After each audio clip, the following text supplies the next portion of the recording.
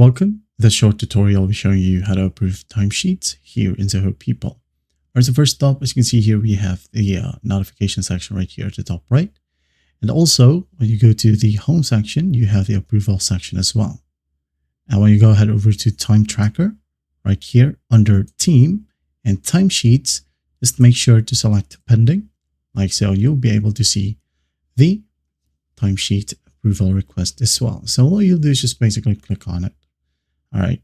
And once you're in here, you're going to want to review it. And then once done, once you're happy with the request, you can go ahead and click on approve right here or approve at the top right. Okay. Now for the notification section, just click on it.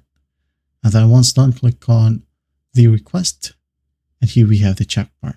Okay. If you don't see any notification or approvals right here under the home section, let's say you won't be able to see any approvals for timesheet, just make sure as an admin, you go to settings right here and then go ahead over to time tracker, go to timesheets, scroll down and enable these options. Okay. Now once done, go ahead over to approvals and then here click on add approval. Make sure that you enable a timesheet approval. Okay. That is it. I hope this video helps and I'll see you in the next one.